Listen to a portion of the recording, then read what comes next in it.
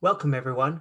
I'm Dr. Basil Considine. I'm here with the ACU Online Writing Center, and today we're going to be talking about writing and industry analysis, with a particular focus on using the five forces model as the basis for writing analysis. Whenever you're doing an inquiry, whenever you're writing a paper, it's important to keep in mind what your purpose is and who your audience is. And so you'll hear me talking a lot about that first.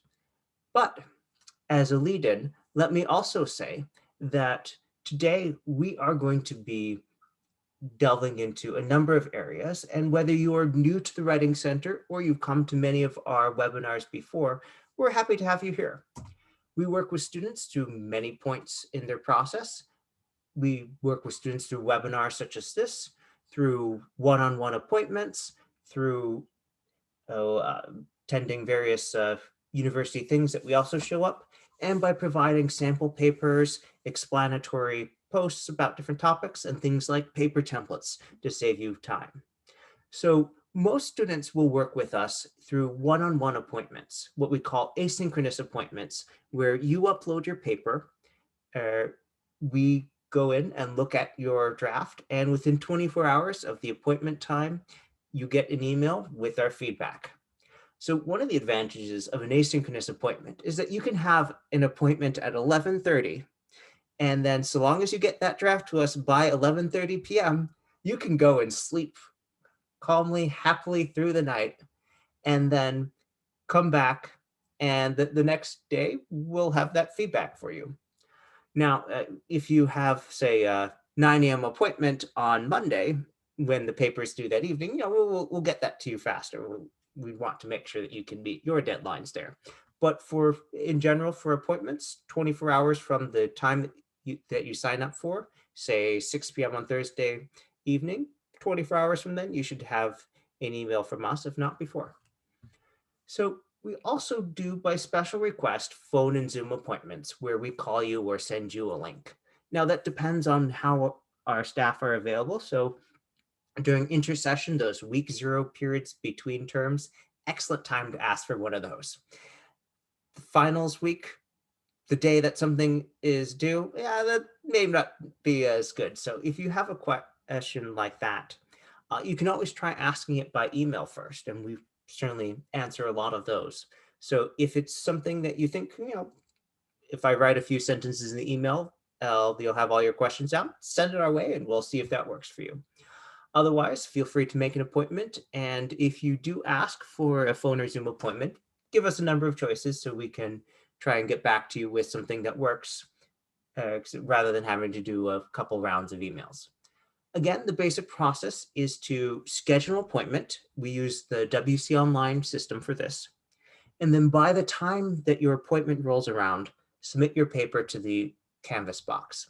Now, you don't need to have your paper written or even draft out to have an appointment. You certainly don't need that to make the appointment. The idea is that by the time your appointment comes around, you'll send us something to get feedback on. And that could be you're working on your outline and you want to know, is this really aligning with the assignment guidelines? It could be you've got 4 paragraphs and you're like, okay, here's my start. Is this making sense? Or you could have a whole draft written out. All of those are fine. We have a huge archive of webinars on our website, but there's some that we are offering live in real time later this month that I thought would tell you about the next 4. So we have writing about identity as a counselor coming up next Tuesday. So if you are in any of our counseling related programs, there's a lot of stuff where you have to write about yourself and your perspectives and what you're bringing in. And whether you're in marriage and family therapy or another area, this is something where we will delve into how to talk about yourself, how to cite and leverage your experience effectively. Coming up also on next Tuesday, we have the next webinar in our EDD in Progress series, which will be focusing on assessing problem statements. Then on that Thursday, we'll have literary analysis in the Bible and another installment in the EDD in Progress series focusing on writing about contemporary leadership theories.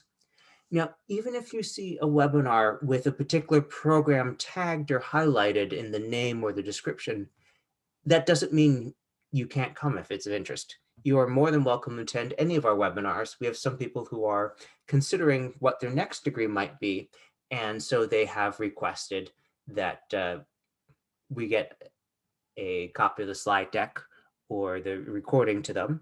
And you can do that just by RSVPing on the website or by coming to the webinar and typing in your email address, and we'll make sure to get that to you. All right, I think that we should dive into our main focus today. So we're going to start with a discussion of the basic principles of industry analysis, and then continue to talk about Porter's 5 forces model, which is one of, if not the most popular model used for industry analyses. Now, one of the reasons I mentioned that you might be interested in this, even if you're not enrolled in the business program, is that industry analyses are actually done in a lot of things. It's a common workplace assignment. I was actually listening uh, to The Economist, actually, and they're interviewing someone who said their first job out of college, they were tasked with writing an industry analysis as the first. All right, show us what you can do, kid.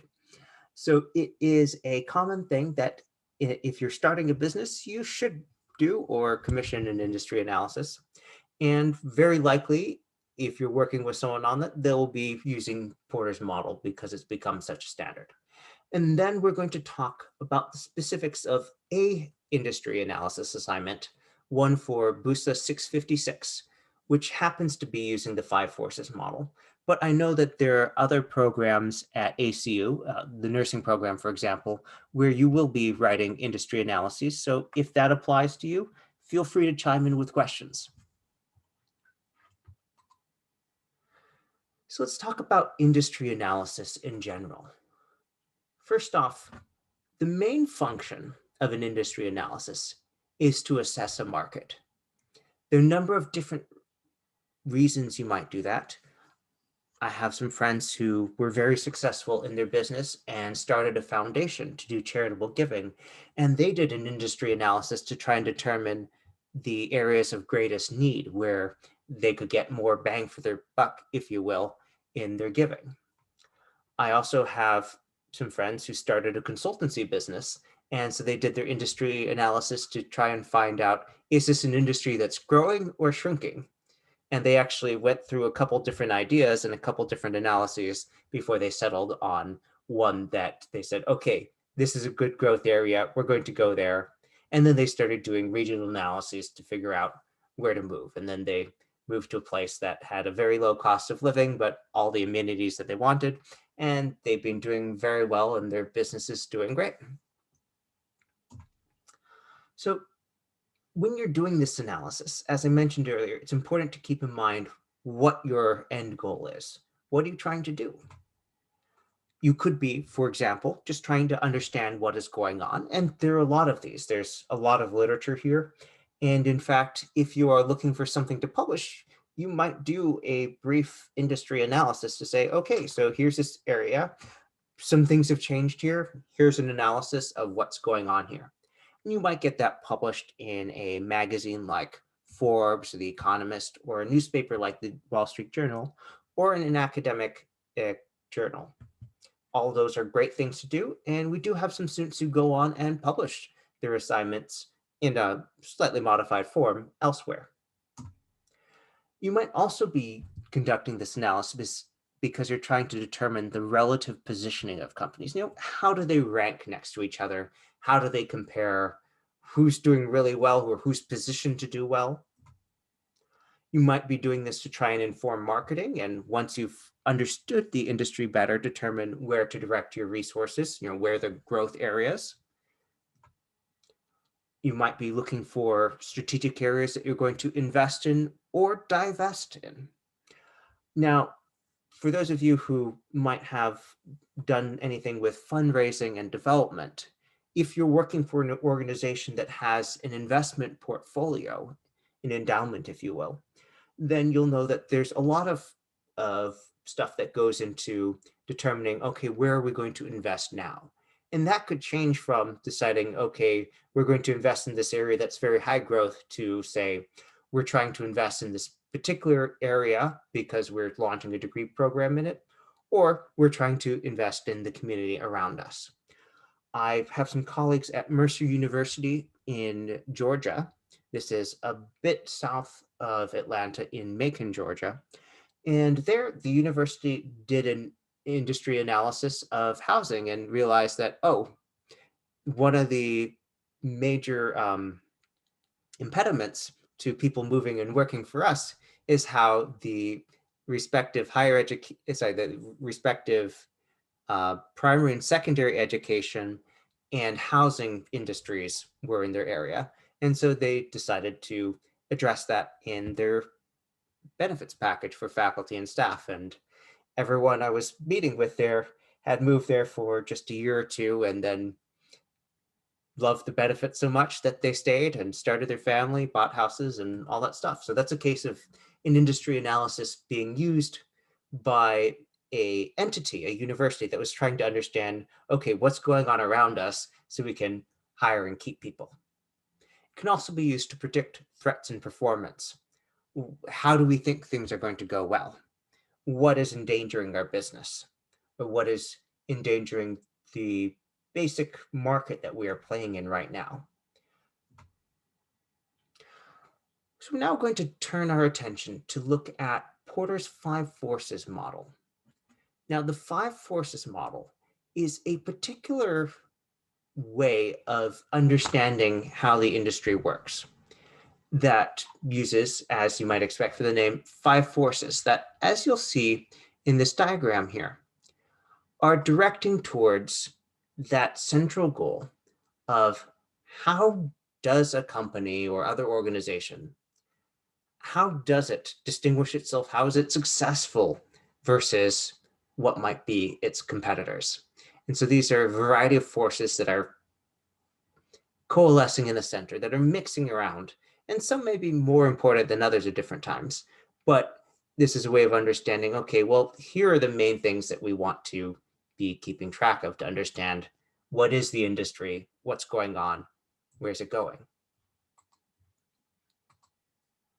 Now, as I said before, it is one of the most common models used for industry analysis.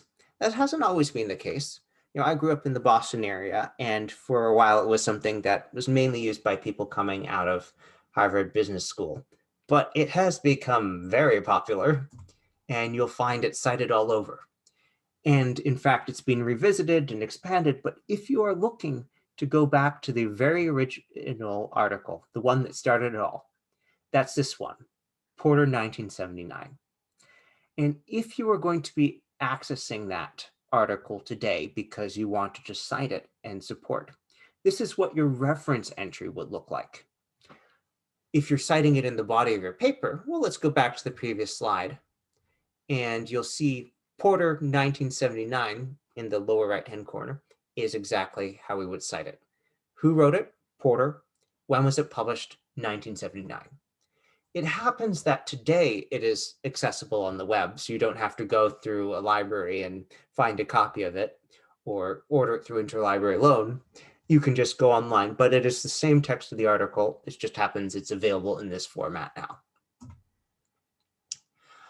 There also, if you've read the article or read the course materials and you're still not entirely sure about what's going on, well, because it is so popular, there are lots of supplements. For example, Harvard Business Magazine even has one that they link from it that talks through these in 2 minutes in case you want to brush up on that.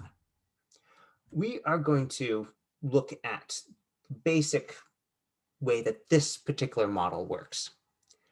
It's a way of describing an industry and determining when it is most opportune. And the model states that in industry, it's the best time to enter that when all 5 forces that it tracks are weak. Again, we want to determine in advance what's the end goal, why are you writing this analysis? Because that will affect how we interpret the things that the model identifies. Are you trying to determine what action is going to be done? Are we trying to just understand and obtain insight? if you were, say, a commentator who is going on CNN Business, yeah, insight might be all you're looking for at this point because you're doing your background research. But if they tell you, we want to ask people, is this a good time to invest in this part of the market? You might want to be looking at that as your specific action, because saying, well, yes, it's going to grow great in general is different from, well, is it going to be an investment right now? So let's look at the 5 forces that are outlined in Porter's model. The first one is competitive rivalry. The second is supplier power, buyer power, threat of substitution, and threat of new entry. Now, if you're taking this class, you've got some more reading about this. So rather than delve into these, I'm going to illustrate them by talking about applying Porter's 5 forces model to an industry that is close and dear to my heart, which is the American opera industry. For those of you who don't know, outside of ACU, I run an opera company called Really Spicy Opera. We do a lot of new operas and occasionally go on tour. We were in Paris in January 2020 doing a State Department supported performance of an opera that was written for Marie Antoinette. So when I look at the US opera industry, I don't want to just know, which way is it going. I also want to know, well, what should I be doing differently with the things that I care about? What should my company be doing? So when I look at this, we'll start with competitive rivalry. I say, well, okay, in most US cities, there is limited competitive rivalry because it's a small group of cities in the United States that might have more than one. In fact, there are a lot of major cities in the US that don't have opera companies right now. So there's limited competition there in general. But if I was located in New York City, I'd say, oh yeah, there's moderate competition here. Supplier power. So who is supplying things in this industry? Well, in this case, that would be musicians, principally singers. And we have a lot of singers in the United States. It's a great problem to have if you are a casting director for the opera industry. But because there's so many choices there, the suppliers, the singers themselves, don't have a lot of power. Now, the buyer power, these are the opera companies, the ones hiring. Well, if you've got money to pay, lots of supply, usually the buyers have a lot of power because they have what all the people offering the supply want. So in the US opera industry, lots of buyer power. Threat of substitution. Well, we're going to talk about this a little bit more later.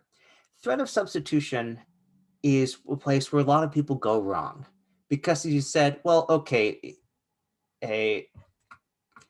what are the chances that people are going to go to some other opera company? I'm the only one in the city.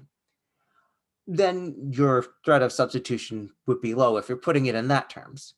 But if you're looking at, well, what might consumers go to instead and said, well, we've got television, radio, Netflix, other video streaming services, as well as other live entertainment options, I'd say, well, the threat of substitution for the US opera industry, that's high. There are lots of other things that people do to entertain themselves that they didn't 10, 20, 50 years ago. So high threat. Now, threat of new entry. Now, I don't know when the last time, if at all, you've been to the opera, but the United States is not exactly littered with an opera house on every corner. Now, I go to Paris, and in some neighborhoods, it is a theater on every corner, which is a wonderful problem to have. But and it makes, in that market, for a theater company starting up, there is a fair bit of threat of new entry. The other people are like, oh, hey, this is here. It's not being used. It's really cheap to rent. The government supports us. Great.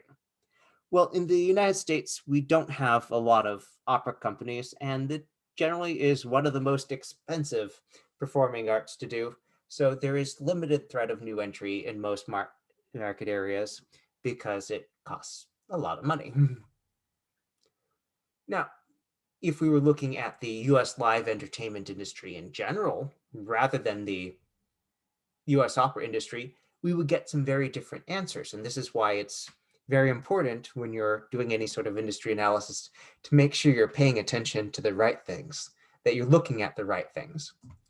Because if we look at live entertainment in general, well, that could include going out bowling. It could include going to a Lady Gaga concert. It could be going to a restaurant that has a band playing. It could be, to some people, going to a baseball game and say, okay, sports, that's live entertainment. So the competitive rivalry, if we look at the US live entertainment industry, is really, really high. This is a very different answer than we were looking at with if we were saying, okay, our industry is the US opera industry. So while defining it one way makes it look great, we need to make sure we're understanding the conditions, the larger industry that we're actually playing in. And in live entertainment, it varies, but I'd say the supplier power is moderate. There are certainly some artists who command great sums of money and have a lot of control about what they do because they are so in demand. The buyer power, on the other hand, is kind of low if we look at the industry as a whole. I can't just, go to my local restaurant, assuming things were all open, and say, I don't like that band that you have. I would like you to bring in this other band. Probably not going to happen. And, to take Lady Gaga as an example again, when Lady Gaga decides to tour, she plays the song she wants, she tours where she wants, and she has the discretion where she's probably going to sell at the concert wherever she goes. So this is a case where the individual buyers don't have a lot of influence, and collectively, she tours when she wants, so they don't have a lot of collective power either. Buyer power is low. Threat of substitution, well, remember when I was talking about Netflix and other streaming services? There are lots of other things people can do to amuse themselves, so threat of substitution is high. And the threat of new entry is also high. YouTube, for example, has made it very easy to build a fan base for music, for example. There are a lot of top 10 artists now who really got their boost through streaming things online. And that is great if you're looking to enter it, and perhaps terrifying if you are working in it and worried that someone else will do that and take your customer base. So, as you've heard me allude, there are some common challenges when you're applying this model, starting with not correctly identifying the industry or incorrectly applying it to a single company and not the larger industry in which it's in. Don't confuse prices with power. I'd say this is a common and confusion in opera. I paid, let's say, $200 for a ticket. They're probably not going to give you a lot of influence just because you paid that much for the ticket. And also not predicting market disruption. So at this point, we're going to turn and look at that specific assignment I promised we'd be developing. And we'll be spending the rest of our time on this in different shapes and forms. So if you're not in the class, this is the marketing strategy plan assignment, part 1, where we look at selecting a company, describing it, and analyzing it through Porter's 5 forces. If you're in this class, this is part of a larger arc. It's something that builds towards a much larger assignment. So I would say pick something that you are interested in because you're going to spend more time with this. So this assignment says, okay, perform a 5 forces industry analysis on the industry of the organization you have selected for your project, which will be part of your final situational analysis for next week. In a short paragraph, describe and discuss the current industry product, line of business, industry segment, etc. Make sure you are focusing on the particular line of business here, not the company as a total organization. So for example, if you chose a large multinational corporation like Samsung, well, Samsung makes a lot of things. They make washing machines, they make phones, they make a lot of electronic components, they do a ton. They are really a conglomerate. So you wouldn't be looking at everything that they do, but selecting an industry that they're operating in. Now, make sure you are focusing on the particular line of business here, not the company as a total organization. Make sure you are specific in your explanations using citations. So what that last one tells me, using citations, is that you're supposed to be making evidence-based arguments that you back up by citing specific sources. So don't just say that, say, Ford Motor Company has a growing electronic car division. Give us a citation to a source that says that, so we know where to go for additional information and know that you're grounding this. This is a factual statement. It's not speaking off the cuff. And all right, some additional notes. Address each of the 5 forces for that industry. Each bullet should have a one-word evaluation of the strength of that force in your industry, high or low, followed by an explanation of why that is the answer. Furthermore, summarize what you found in your analysis and rate your industry in terms of overall attractiveness, referring back to your findings. Your summary should be approximately 1 paragraph in length. So I always recommend, when you read these descriptions, going back and checking to see what the professor has told you about how long this should be. So approximately 1 paragraph. So that's going to be more or less 5 to 7 sentences length. That's a normal average length for a paragraph at this level of writing. And in addition, also being instructed that there should be a short paragraph that discusses the current industry, that there should be a bulleted list of each of the 5 sources with that one-word evaluation. And these are all things that you want to make sure that you do, because if you write, say, 3 pages about this organization, that's far more than you're expected to do, far more than you have to do, and probably obscuring the specific things that you're asked to do in the assignment. Some additional instructions. Make sure you are keeping up with the recommended changes and feedback for each section of the marketing plan after you submit. So if you're taking this course, this week's assignment is one component of what will be that larger marketing plan.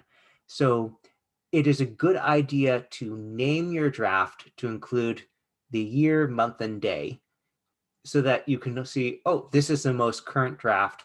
This has the most recent version, because you'll be expanding and adding to a lot. And if you just named everything marketing plan, you might spend a lot of time looking for this current draft. Also, be sure to use APA formatting and in-text citations in your paper, including a reference page. Great. And here's the rubric. Now, out of a total of 5 points, I see that 10% of the grade, this is a difference between an A and a B, is selecting an appropriate organization for the marketing project. All right. Then 20% of the grade is including at least a paragraph that clearly describes the selected industry using external references. Okay, that's a big portion of the grade. Make sure that you got all that.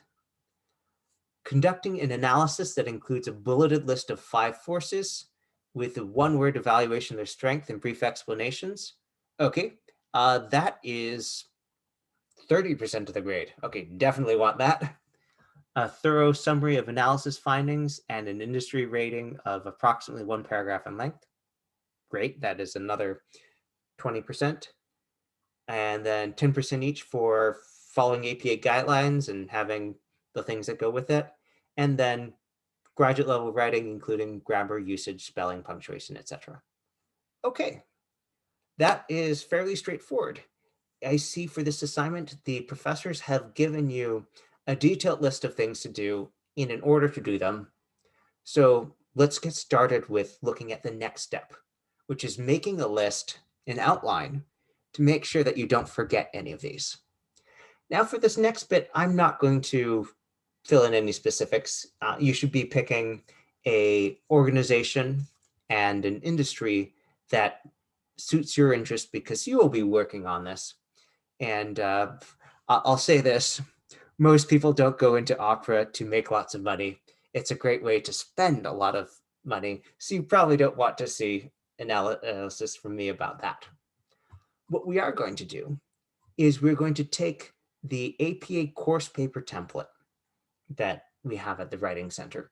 If you've never used this before, you can download that from the Writing Center. You can grab it directly using the link that you see here. And I'm going to show you from start to finish what this looks like and how to use it. Just a moment as I switch gears.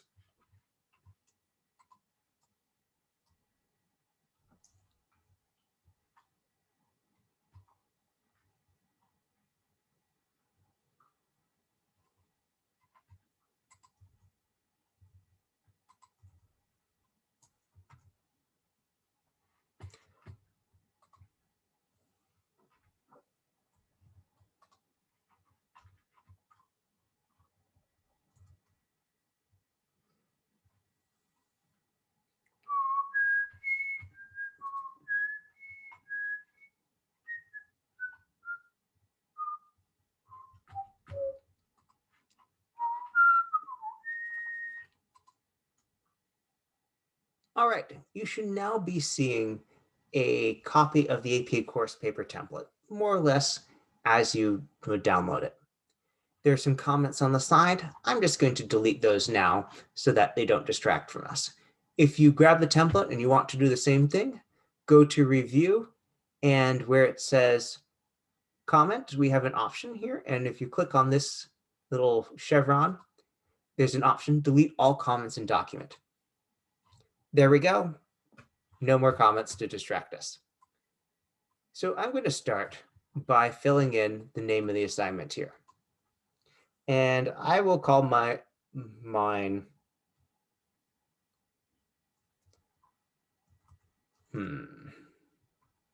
This is probably a good point to talk about what goes into a title. So an APA title, in APA style, a title should be descriptive, specific, and concise. So it should tell the reader, what are you doing? And it should not be poetic.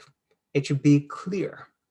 So I'm going to title mine 5 forces analysis of, and then just put in the industry that you're going to be working on. I'm going to put in my name. You can put in your program here with affiliation and replace these with all those specific details. All right, now most undergraduate papers and a lot of graduate ones don't require an abstract. If you haven't been told to include an abstract, don't worry about it. Just select this and delete it. All right, so now we're looking at where the body of the paper starts. So the first thing I'm going to do is I'm going to go grab that title, and I'm going to paste that here at the top so that I'm sure that they match exactly. Great. And then I'm going to go ahead and take all this placeholder text and take it out. And that will let me focus on building my outline. Now, why am I building an outline? And it's not at all because the description in the assignment guidelines isn't clear and specific. But if I'm looking at the list directly here, it's a lot easier for me to check off, have I done this required thing or not?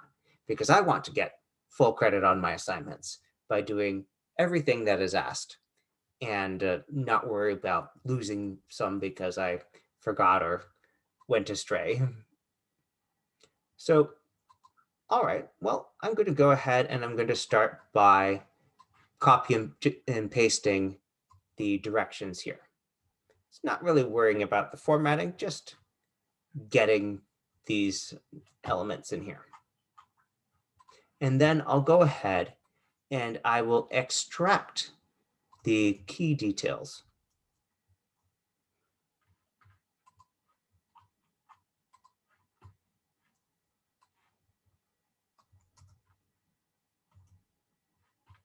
All right, I'm going to change this to a bullet as well so it's consistent.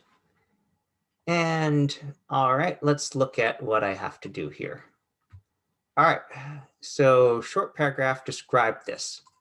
All right, so that is a specific directive, short paragraph describing this. And here's a list of things I need to do there. All right, so I'm going to make that a sub-bullet because I know these are components that have to go into that paragraph. Similarly here, okay, address each of the 5 forces for that industry. Okay, well, I need to have a list of the 5 forces here. So I'm going to go check my notes and realize, oh yes, I do need to have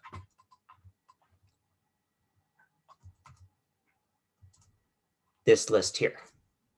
And it even says each bullet should have a 1-word evaluation, all right, followed by a brief explanation. So I'm going to type in some placeholders here.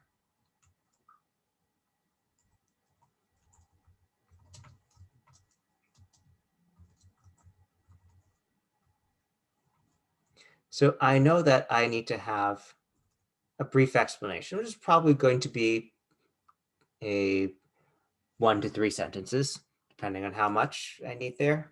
And I'm going to have to do this for all of them. So great. I can go ahead and paste this in for each of them and say, okay, so I can go ahead and, well, if it's a question of high or low, well, competitive rivalry. That's going to be low. Supplier power. That's going to be low again. One of the reasons supplier power is important is that if you're in an industry that has a scarce supply, they can negotiate for increases and you may be at their mercy. Think of the 1970s oil crisis where the Organization of Petroleum Producing Companies, OPEC, decided to raise oil prices very significantly. That was a case of significant supplier power. And meant that there were a lot of lines at gas stations in the United States. Lots of prices went up, and they made a lot of money about that. So that was not a good time to be a buyer. That was a time when the buyer had low power. Threat of substitution, where at the time there wasn't a lot. Now we have a whole lot more things. We have plug-in electric cars, for example. But at the time, they were dealing with a low threat of substitution. And let's see, threat of new entry. Well, there weren't really a lot of countries suddenly announcing, hey, we found lots of oil. So at the time, that they had a low threat as well.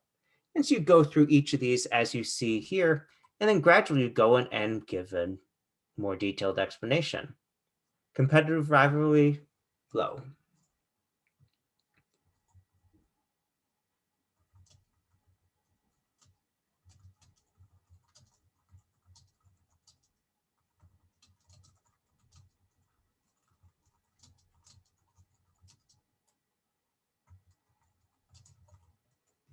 And you don't want to just be making your own assessment. You want to ground that in the literature. So find someone who has written about this topic and it provides the evidence and argumentation to support your claim.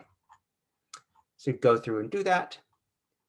All right, let's look at the next one. Okay, summarize what you found in your analysis. Okay, and rate your industry in terms. Okay, so that is another task. And this I can look and say, okay, so that is actually referring to the same thing. This is a note on how long this should be. All right, great. Let's see, this is a reminder about what to do next week. Don't need to worry about that right now. Same thing. Reminder to use APA formatting in text citations, including a reference page. So the rule in APA style, if you have a source that you cite in your document, it should be, if it is a formal source, like a book, an article, something like that, it should be listed in your reference page. And every source listed in your reference page should be cited in the body of the document. The only sources that you won't be citing will be things like personal communications, like someone sent you an email or you interviewed someone.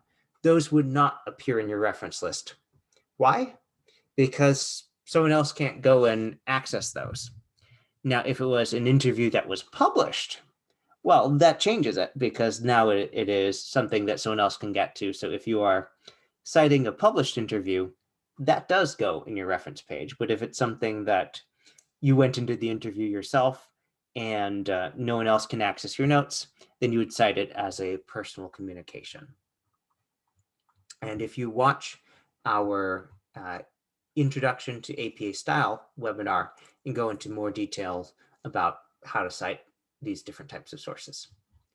So looking at this, we see, okay, well, this is actually not going to be that long of a paper, because we have this short paragraph where we're discussing the industry, the part of it that the business we're focusing on, grounding in the literature, giving our brief analysis with an explanation, and then summarizing it in one paragraph. So that should actually be fairly manageable to do, especially if you do this outline before you start doing the course reading. The instructor has given a very detailed list of what they want in the assignment. And so if you've organized this, you see, all right, here are the things I need in this order. It's kind of like having a shopping list to make a cake. If you go to the store with that list in hand and you only buy the things on that list, you're pretty sure that you're going to leave within your budget and that you'll get in and out fairly quickly. If you go in without the list, you might be looking on your phone, you might be calling people and saying, wait, how many cups of sugar do we need? Do you know how many cups of sugar in a pound? And so by creating this outline, you can more efficiently do your reading, because you're not having to go back and reread looking for some of these details. Now, I'd say it's important to look back before you cross off and delete these and make sure that you've done everything, because it's not just give an explanation in general. It's a brief explanation of why that is the answer. And that might be something where in the process of looking, you find that you change your answer, in which case, all right, update it and make sure that it's cited, and you explain why that is. Now, for example, something that's in the news right now, Bitcoin, these electronic currencies. Bitcoin is an example of something where up till a couple of days ago, the value was soaring, and the value, I think, plunged 15% in the last 2 days, which is a fairly significant thing. So you might have your argument be, while these sources recommend investing this, in light of current conditions, there is a strong competitive rivalry and low supplier power. The buyers are not willing to pay, so we don't have much leverage.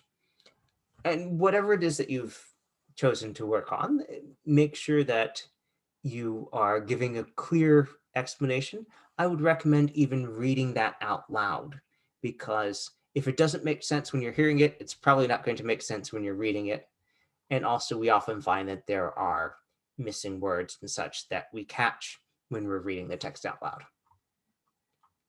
So if I were going through and doing this with the American opera industry, I would make sure that I was identifying the industry correctly for what I'm trying to do, because there are lots of areas where opera does play.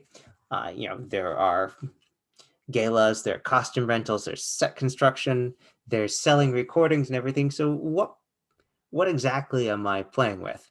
If I was looking at, say, how the Metropolitan Opera works with the movie theater industry, where they sell tickets to broadcasts of their operas. Well, that's the Metropolitan Opera, but that is really a working in the cinema industry, the cinema film industry.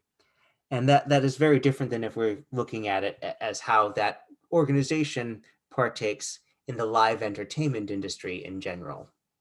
So make sure you're specific about that you state what is being done there, and that you back that up with data by having citations and sources.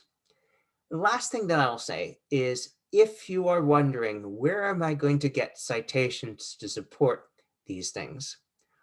Then I would say first, that is one of the reasons why you make this outline before you do the reading, because you'll be looking for references to things. And also, that is an excellent time to talk about the ACU library. Now, the ACU library has a lot of stuff that has set up for online students such as yourselves. But I do want to reinforce two things. First, there are a lot of things out there if you know how to look at for them. And the second is that there are many ways that you can ask our librarians for help. Just as if you were on campus, you might go up to the reference desk and say, I'm trying to find this. Well, you can actually do that online. So I've just brought up the ACU library website here. And I'd like to call your attention to the Ask a Librarian question box here. Now, when I was at the University of Tennessee, Chattanooga, my office was actually in the library. My appointment as a faculty person was partly through the library and partly through the graduate school. And so I manned that information desk. And I can tell you, my coworkers and I, we loved getting questions. We're like, ooh, this is a mystery. Let's see what we can do to solve that. And so if you were to open this up, as you saw me do, and you see that prompt popping up, do you need help? Chat now. You can go ahead and type away. You'll see that you can email, you can phone, you can send it a text, you can do the chat now. I'm going to go ahead and do that. And just to show you what happens, that will pop up a new window where you will ask your question. You can put in your name if you want, and then that will start the chat.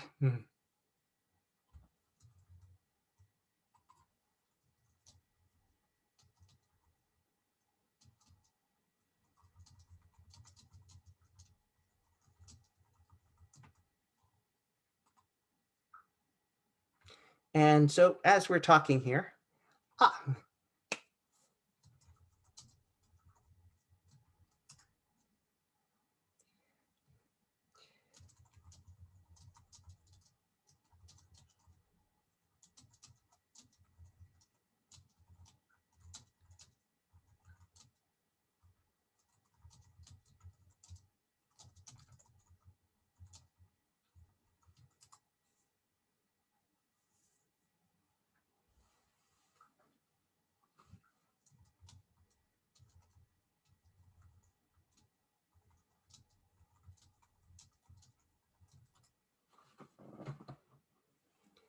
and you can see that Melissa picked up almost immediately.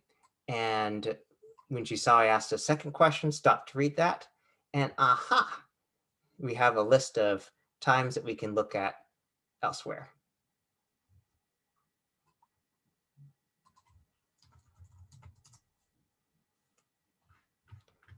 And I see looking at that, the library, it gives research assistance through the chat service 1 to 5 p.m. and 6 to 10 p.m. Central Time, Monday through Thursday, Fridays 1 to 5 p.m. And then the rest, you can always go ahead and send an email.